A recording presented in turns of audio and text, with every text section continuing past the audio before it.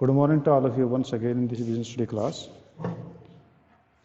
Yesterday we were making the discussion on chapter number 2, that is principle of management. ये हमारा chapter चल रहा था, तो हमने उसमें जो है कल इम्पोर्टेंस ऑफ मैनेजमेंट हमने की थी। तो उसमें मेनली आपके जो हैं 7 इम्पोर्टेंस थी। पहले आपकी थी providing managers with useful insight into reality. दूसरा था ऑप्टिमम यूटिलाइजेशन ऑफ रिसोर्सेज। तीसरा था साइंटिफिक डिसीजन। चौथा था आपका मीटिंग चेंजिंग इन्वायरमेंट रिक्वायरमेंट्स। पांचवा था इफेक्टिव कम्युनिटी एडमिनिस्ट्रेशन। छठा था फुलफिलिंग सोशल रिस्पॉन्सिबिलिटी। और सेवन्थ आपका था management training education and research. ये आपकी इम्पोर्टेंस थी। आज हम जिन प्रिंसिपल्स की बात कर रहे हैं, मेनली प्रिंसिपल्स हैं कौन से और किन लोगों ने दिए। तो यहाँ पर आपका जो है 2 प्रकार के जो लोगों के नाम आते हैं। तो आपके जो है सबसे पहले जो नाम है वो है फ्यूल। आपका पहला जो नाम आता है वो फ्यूल का है, FAYOL। ठीक है, फ्यूल्स प्रिंसिपल हम बोलते हैं इनको, फ्यूल्स प्रिंसिपल इनको बोलते हैं। अब फ्यूल का पूरा जो नाम था वो हेनरी फ्यूल था एक्चुअली। ठीक है, क्योंकि फेमस जो है वो फ्यूल्स के नाम से ही है, तो ये उनका पूरा नाम जो था वो हेनरी फ्यूल था। उनकी जो है बायोग्राफी मैं जो बता देता हूँ कि हेनरी फ्यूल जो है वो टर्की के अंदर जन्मे थे 1841 में, जिसको हम तुर्की भी बोल देते हैं हिंदी में। वो जो है तुर्की में 1841 के अंदर जन्मे थे और उन्होंने जो है वो माइनिंग के अंदर इंजीनियरिंग की डिग्री ली थी। और 1860 में वो 19 साल के बाद में started working as engineer in coal mining company. वो कोल माइनिंग में काम उन्होंने कंपनी में काम करना शुरू कर दिया। In 1888 he was promoted as a managing director of the company. और वो काफ़ी ज़्यादा टैलेंटेड थे, तो वो 1888 में कंपनी के मैनेजिंग डायरेक्टर उनको बना दिया गया। और उस समय कंपनी की सिचुएशन इतनी बुरी थी कि कंपनी इंसॉल्वेंट होने वाली थी। उस समय उनको कंपनी का डायरेक्टर बना दिया गया और उन्होंने इस चैलेंज को लिया और उसके बाद में उसने मैनेजर टेक्निक्स जो है वो अपने माइंड से उनके ऊपर यूज़ की।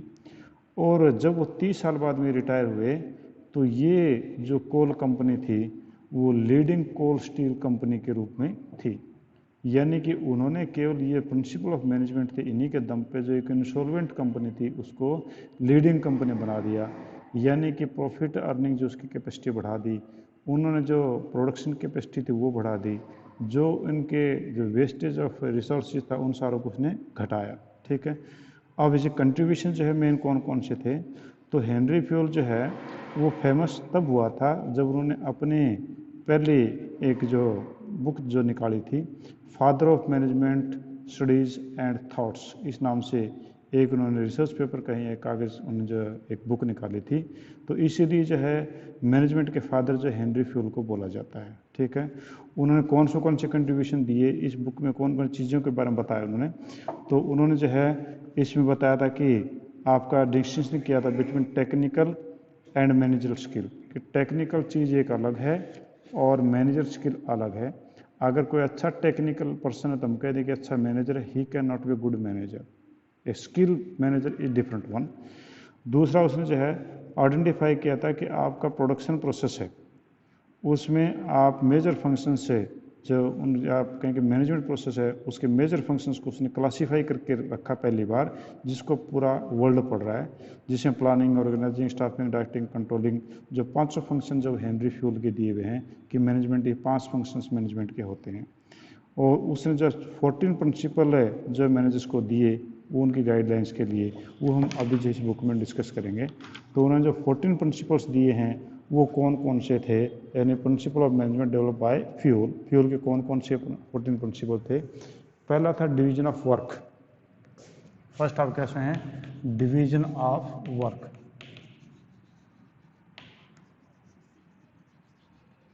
डिवीजन ऑफ वर्क, वर्क का जो है डिवीजन करना, ये सबसे पहला उन्होंने प्रिंसिपल दिया था। वर्क का डिवीजन का मतलब आप काफ़ी कुछ समझ स्टार्ट हो गए होंगे कि if there is a work and if that work is divided into small pieces and these small divisions is handed over persons individually that they will do the specific job only. It means you have divided the work and that work is given or assigned to the specific persons, and these persons will do the same work again and again. It means they will become expert or they will become the specialized of their workings. ठीक है, जिस प्रकार से मैं आपको ये कहूँ कि आपकी जो है मारुति कंपनी जो है उसमें पूरी एक ही प्रोडक्ट है पूरा, यानी एक गाड़ी बनाना, पर उस गाड़ी बनाने के अंदर डिवीजन ऑफ वर्क कर दिया गया कि आपके कितने लोग, जिसमें कुछ लोग जो टायर बनाएंगे, कुछ लोग एक्सल बनाएंगे, कुछ लोग बॉडी बिल्डिंग करेंगे, कुछ लोग इंजन बनाएंगे, कुछ लोग गियर बक्सा बनाएंगे, कुछ लोग ग्लासेज का काम करेंगे, और सभी लोग अपना अपना काम सेम वही करते रहेंगे। तो सेम वही करते रहेंगे। जो बंदा आपका जो है इंजन बना रहा है वो एक्सपर्ट हो जाएगा कुछ दिनों बाद इंजन बनाने में, जो बंदे आपके ग्लासेस बना रहे हैं वो ग्लासेस बनाने में एक्सपर्ट हो जाएंगे, जो बंदे व्हील या एक्सल्स बना रहे हैं उसी में एक्सपर्ट हो जाएंगे। तो इस प्रकार से वो अपना काम परफेक्टली कर पाएंगे। तो इससे क्या हुआ कि डिवीजन ऑफ वर्क जो है वो हो जाता है, उससे आपका काम जल्दी होगा, अच्छा होगा। ठीक है, एक एग्जाम्पल होगा, आप देखिए कि अगर आप बैंक में जाते हैं तो आप देखेंगे कि आपके डिफरेंट पर्सन्स मिलते हैं। एक बंदा आपको कैश रिसीट करता मिलेगा, एक बंदा आपको कैश की पेमेंट करता मिलेगा, एक बंदा जो है आपको पासबुक में एंट्री करता मिलेगा, एक आदमी जो है लोन डिपार्टमेंट में बैठा होगा, एक आदमी एफडी करता होगा। ठीक है, यानी ये सारे के सारे काम जो है बैंक ने बांट दिए। तो ये क्या है, ये डिवीजन ऑफ वर्क है। अगर बैंक का ये सारे काम एक ही आदमी करेगा तो नेचुरली वो पूरे काम नहीं कर पाएगा, हर चीज़ का एक्सपर्ट नहीं हो पाएगा। पर जिस बंदे को बोला गया है कि आप एफडीआं करेंगे तो वो एफडी करने में एक्सपर्ट हो जाएगा, सभी कॉलम्स सभी चीज़ें फिक्स उसके माइंड में रहेंगी, तो काम ज़्यादा बढ़िया कर पाएगा। तो इसके पॉजिटिव इफेक्ट क्या होंगे? पहला स्पेशलाइजेशन, कि इसका फ़ायदा क्या होगा, यानी आपका डिवीजन ऑफ वर्क का फ़ायदा क्या होगा। डिवीजन ऑफ वर्क का पहला बेनिफिट तो ये होगा कि आपका स्पेशलाइजेशन हो जाएगा कि when a person who is a qualified and work is given according to his or her qualification and he does the same thing and again, naturally he will become specialized in his or her working। तो पहला specialisation का benefit मिलेगा। दूसरा, improve efficiency, यानी division of work अगर है तो efficiency आपकी इम्प्रूव होगी। एफिशिएंसी इम्प्रूव कैसे होगी कि when employees performing only one part of job then they become the expert and result in less wastage of resources। तो नेचुरली कि एक आदमी वही काम करता है, अगर एक बंदा जो है साइकिल का केवल चेन ही बना रहा है, वो साइकिल का जो चेन बनाते बनाते इतना एक्सपर्ट हो जाएगा कि वो कम से कम स्पेलिज करेगा, ज़्यादा से ज़्यादा वो जो है काम कर पाएगा। तो यानी एफिशिएंसी भी इंक्रीज होगी। एक तो स्पेशलाइजेशन होगा, दूसरा एफिशिएंसी इंक्रीज होगी, और दोनों के दोनों बिजनेस के लिए फ़ायदेमंद है। Both the activities are beneficial for the business, means they will reduce the wastage, they will reduce the cost and they will improve the production and they will improve the profitability of the business। अगर division of work ना करेंगे तो क्या होगा, उसकी consequences कौन सी होंगी? तो कहते हैं कि लैक ऑफ एफिशिएंसी, आपकी एफिशिएंसी में कमी आ जाएगी, लैक ऑफ एफिशिएंसी होगी। दूसरा, there will be no specialization, कोई इनमें स्पेशलाइजेशन नहीं हो पाएगा। ठीक है, क्योंकि कोई काम करेगा, कोई काम करेगा, एक्सपर्ट नहीं हो पाएंगे।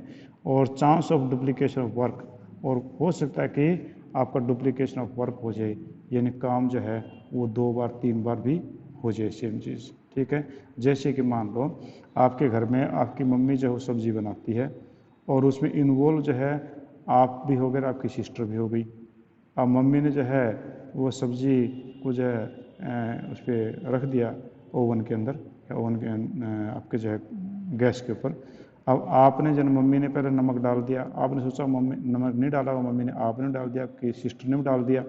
रिजल्ट क्या होगा, आपने वो नमक 3 बंदों ने डाल दिया, तो नेचुरली सब्जी का सत्यानाश होगा। अगर आपकी मम्मी सब्जी बना रही है तो सब्जी का काम उसी को ही हो, और दूसरे जो है रोटी बनाने का काम कर ले या कोई और हेल्प कर दें, यानी एक काम में उन्हीं को ही अगर दिया जाता है, डिवीजन हो जाता है, तो उसमें ओवरलैपिंग की संभावना कम हो जाती हैं। ठीक है जी, तो ये आपका डिवीजन ऑफ वर्क है। तो पहला ये हेनरी फ्यूल ने दिया कि डिवीजन ऑफ वर्क जो सबसे मस्ट है। अब इसमें डिवीजन ऑफ वर्क में मैं अगर छोटे रूप में बताऊं जो की वर्ड्स में, कि dividing the work in smaller units, division of work में काम को छोटे छोटे टुकड़ों में बांटा जाता है। क्रिएटिंग डिपार्टमेंट, फिर उनके अलग अलग डिपार्टमेंट बना दिए, आपका इंजन डिपार्टमेंट बना दिया, आपका ग्लास डिपार्टमेंट बना दिया, आपका चेसी डिपार्टमेंट बना दिया, जैसे गाड़ी के मामले में। तो यानी पहला सबसे पहला डिवीजन ऑफ वर्क, फिर उसके क्रिएटिंग डिपार्टमेंट, और उसका तीसरा allocation of work as per capability of employees. फिर जो डिपार्टमेंट आपने बनाया उसमें जो काम रखे उसके हिसाब से आप एम्प्लॉइज अपॉइंट करेंगे, वैसी वैकेंसी निकालेंगे, आप वैसी क्वालिफाइड पर्सन आप हायर करेंगे। और base for functional foremanship, foreman technique, तो आपका फंक्शनल फॉरमैनशिप होता है, उसके लिए क्रियात्मक हम बोलते हैं, फंक्शनल होता है क्रियात्मक। जिस बेस पे हम काम करते हैं, ये टॉपिक आगे आएगा तब ज़्यादा डिटेल में क्लियर होगा कि आपके फंक्शनल फॉरमैनशिप की टेक्निक है, उसके लिए बेस बन जाता है। और base for delegation of concept, ये इसी के अंदर आएगा कि डेलीगेशन होता है अपने पावर्स किसी दूसरे को दे देना, तो वो डेलीगेशन कहलाता है। तो इसमें भी आपका डेलीगेशन के लिए एक बेस बन सकता है, क्योंकि डिवीजन ऑफ वर्क कर दिया।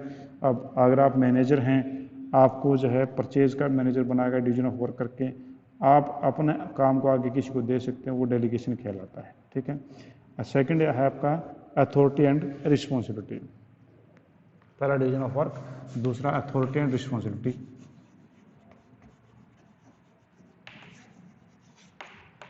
Authority and responsibility,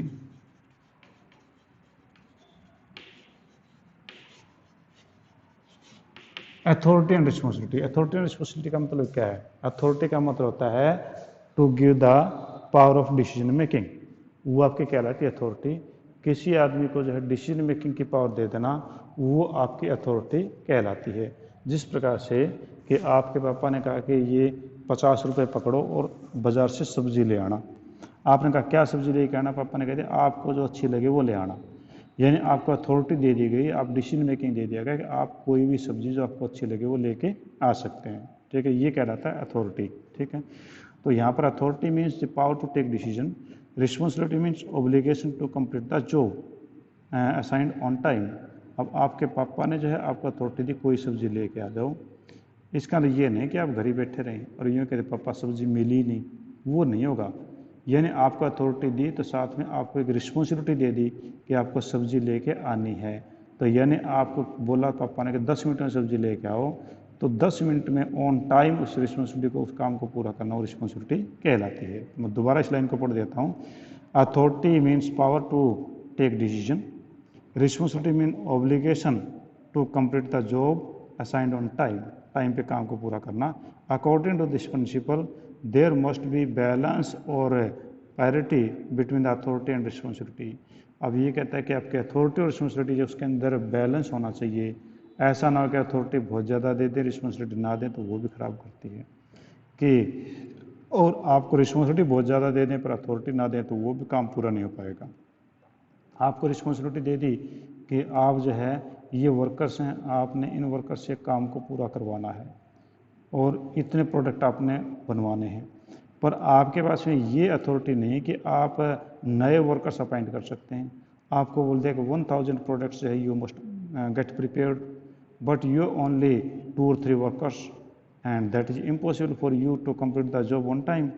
it means you require the authority to appoint the new workers so that you could complete the job on time. तो इसका ये हुआ कि both the things are in worse position. If the authority is more, then it is also an decay and for the authority. And if there is an excess responsibility, then it is also wrong. तो इसलिए आपका there should be balance between authority and the responsibility, दोनों के बीच में balance आपका होना चाहिए। ठीक है जी। An organization should build safeguard against misuse of or abuse of managerial power. Manager must have the right to punish the subordinate for willfully not obeying the legitimate order, but only after the sufficient opportunity to have given the subordinate to give his her arguments. कि इसका ये हुआ कि आपका जितने authorities दी गई हैं, responsibility दी गई हैं, उनके लिए भी आपको जो है ये कि उनको उनका गलत उपयोग ना हो, उसके लिए मैनेजर के हाथ में पावर होनी चाहिए कि वो उनको पुनिश कर सके। पर पुनिश का मतलब ये भी नहीं है कि that is extreme power to given to the managers, वो भी नहीं होना चाहिए। उनके लिए ये भी ज़रूरी है कि वो उनको जो भी काम दिया गया था वो टाइम पे पूरा नहीं हुआ, तो उनके आर्गूमेंट उनको सुनने की होनी चाहिए कि वो पहले उनके आर्गूमेंट सुने, आर्गूमेंट सुनने के बाद फिर वो देखें कि क्या वाकई में गलती इन्होंने की है या नहीं की है। अगर वाकई में गलती की है तो उसको पनिशमेंट दिया जा सकता है, ठीक है। आप एग्जाम्पल ले लो इसमें कि if a person is given responsibility to produce 100 units in a week time but he is not given authority to purchase the raw material, जैसे मैंने एग्जाम्पल दिया था। If there is no raw material available in the store room as a result he could not complete the target of producing 100 unit on time. तो naturally कि एक आदमी को बोला गया कि 100 प्रोडक्ट्स आप बनाएंगे, 100 प्रोडक्ट्स के लिए वर्कर तो उनके पास में है पर raw material is not there. तो if the raw material is not there then how he can achieve this target? It means he must given the authority to purchase the raw material so that he could complete the assigned job on time. तो ये आपकी authority and responsibility. It means if authority is given then responsibility must be there and if the responsibility is given then authority must be there. अकेली चीज separate को भी कोई नहीं चलेगी, ठीक है। इसका पॉजिटिव इफेक्ट क्या होगा? नो मिसयूज ऑफ अथॉरिटी, कि आप अथॉरिटी एंड रिस्पॉन्सिबिलिटी देते हैं, अगर उनको पैरेलल देते हैं, अगर उनको बैलेंस्ड वे में देते हैं तो no misuse of authority, authority का कोई मिसयूज नहीं होगा, क्योंकि आपकी अथॉरिटी जो है वो बराबर आपको जो रिस्पॉन्सिबिलिटी दे रही है, ठीक है। Helps in meeting responsibility on time without any delay, और जो रिस्पॉन्सिबिलिटी दी गई हैं उसके साथ में अथॉरिटी दी गई है तो आप उन रिस्पॉन्सिबिलिटीज़ को टाइमली पूरा कर पाएंगे, ये पॉजिटिव इफेक्ट होंगे। अगर ये हम मेथड आपका जो second principle authority and responsibility, ये अगर हम लागू नहीं करते हैं तो उसके गलत परिणाम क्या होंगे? पहला, डिले इन वर्क और completion of work due to less authority. अगर रिस्पॉन्सिबिलिटी दे दी गई, अथॉरिटी नहीं दी गई, तो आपका काम डिले होगा या कंप्लीट नहीं होगा। दूसरा, misuse of authority due to excess authority. अगर एक्सेस अथॉरिटी किसी को दे दी गई है तो वो एक्सेस अथॉरिटी देने से उसका मिसयूज करेगा, क्योंकि एक्सेस अथॉरिटी जो है that is also abuse to the authorities, ठीक है। Over burden with work with excess responsibility, और किसी आदमी को ज़्यादा रिस्पॉन्सिबिलिटी दे दी गई है तो अथॉरिटी नहीं दी गई तो ओवरबर्डन हो जाएगा। तो ये जो है आपके थे कि पॉजिटिव इफेक्ट क्या है और उसका नेगेटिव इफेक्ट या वायलेंस के जो कॉन्सिक्वेंसेस क्या होंगे, ठीक है। तो अथॉरिटी रिस्पॉन्सिबिलिटी का मतलब समझ गए कि अथॉरिटी का मतलब power to take the decision, और रिस्पॉन्सिबिलिटी का मतलब टू कंप्लीट द जॉब और to complete the obligation within a stipulated time और to complete the job on time. तो ये आपकी रिस्पॉन्सिबिलिटी है। तो अथॉरिटी और रिस्पॉन्सिबिलिटी दोनों आप टाइमली साथ साथ है उनको देंगे, ठीक है जी। अब उसके की पॉइंट्स हैं। पहला, match parity equality and balance between authority and responsibility. सबसे पहले मैचिंग करेंगे अथॉरिटी और रिस्पॉन्सिबिलिटी की, फिर उनको पैरिटी, उनका हम जोड़ा बनाएंगे, इसके साथ में ये होगा। इक्वलिटी, हम उनको इक्वल करेंगे, और बैलेंस देंगे अथॉरिटी एंड रिस्पॉन्सिबिलिटी में, यानी अथॉरिटी एंड रिस्पॉन्सिबिलिटी के प्रिंसिपल हम इस प्रकार से शुरू करते हैं।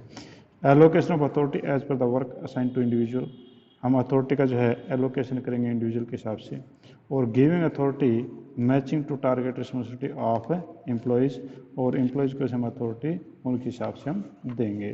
तो आपके पास ये जो है पहला जो था division of work, means the work should be divided into small parts and department should be there, and then the work is assigned to the person according to their qualifications. Second, authority and responsibility, means the authority and responsibility should be given to the employees according to their responsibilities. Authority should be assigned and authority should be assigned according to their responsibilities, ठीक है। तो यानी authority का मतलब है decision, power of decision making, और responsibility का मतलब है कि obligation to complete the job according to responsibility on time, ठीक है जी। तो सेकंड ये हो गया था। हाँ, जिसमें किसी को पूछना दोनों पॉइंट्स में, आपका जो डिवीजन ऑफ वर्क का प्रिंसिपल है, अथॉरिटी एंड रिस्पॉन्सिबिलिटी का प्रिंसिपल, इसमें कोई आपने पॉइंट पूछना है तो अगर कोई आपका डाउट है तो आप मेरे से पूछ सकते हैं। हाँ जी, कोई ऐसा नहीं है। चलो जी, थर्ड हम चलते हैं, डिसिप्लिन।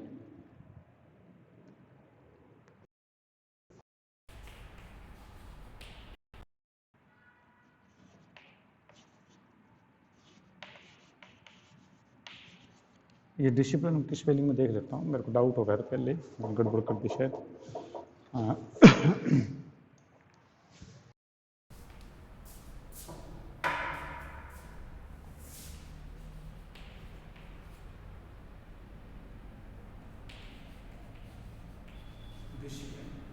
डिसिप्लिन का मतलब क्या है?